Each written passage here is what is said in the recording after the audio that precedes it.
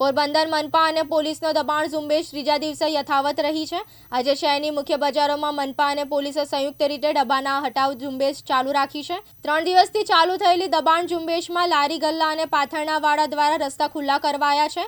મનપાએ લારી ગલ્લા અને પાથરણા કબજે કર્યા છે। શહેરની મુખ્ય બજાર કેદારેશ્વર રોડ, એમજી રોડ અને એસવીપી રોડ પણ દબાણ ખુલ્લું કરવામાં આવ્યું છે।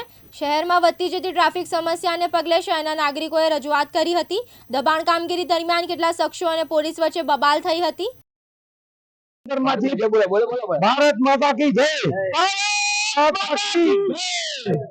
આજે પોરબંદરમાં જે પોલીસ ખાતું અને નગરપાલિકા જે સારું કામ કરે છે એમાં અમે સંયમ છે કે એકદમ સારી વાત છે કે પોરબંદરમાં રેકડી હટાવે છે, આડાઅવળા જે કોઈ લારી હોય હટાવે છે, એ બધી વસ્તુ સારી વાત છે। આજે પોરબંદરમાં અમારી સામાન્ય દુકાનમાંથી કે અમારી દુકાનમાંથી કોઈ નાનકડો બાળક એક 5 રૂપિયાની વેપારનું પડીકુનું બાળક ઘા કરે છે તો એના ઉપર તમે વેપારી ઉપર ફાઇન કરો છો।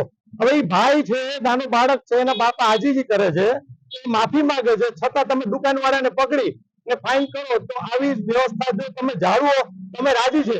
આના માટે તમારે બંગડી બજારમાં ચોખ્ખાઈ રાખવી પડશે, માણસો રાખવા પડશે અને 8 દિવસની વોર્નિંગ આપવી પડશે કે તમે લોકો કોઈ વેપાર ફેંકશો તો વ્યક્તિ ઉપર જ ફાઇન થશે। કોઈ પાનની પિચકારી મારે તો એ પાનની પિચકારી મારે।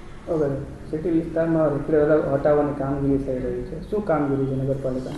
પોરબંદર મહાનગરપાલિકા અને સ્થાનિક પોલીસના સહયોગથી અમુક રસ્તાઓ પર કે જ્યાં થોડીક અડચણરૂપ હતી તેથી છેલ્લા 2 દિવસથી ત્યાં લારી ગલ્લા રેકડીઓ હટાવવાની કામગીરી શરૂ થઈ છે।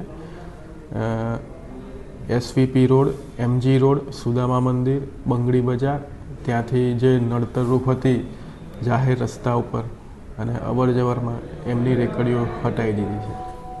રેકડી ધારકોને કયા પ્રકારના નિયમોનું પાલન કરવાનું રહેશે? ધંધો કરવા માટે ક્યાં ઊભવાનું રહેશે? એમને જે નિયત જગ્યાઓ ફાળવેલી હોય તે જગ્યાએ એમને ત્યાં ધંધો કરવાનો રહેતો હોય છે અને જો ત્યાં જગ્યા ઉપર ના ઊભા રહે તો કાયદેસરની નિયમો મુજબની કાર્યવાહી કરવાની થાય છે।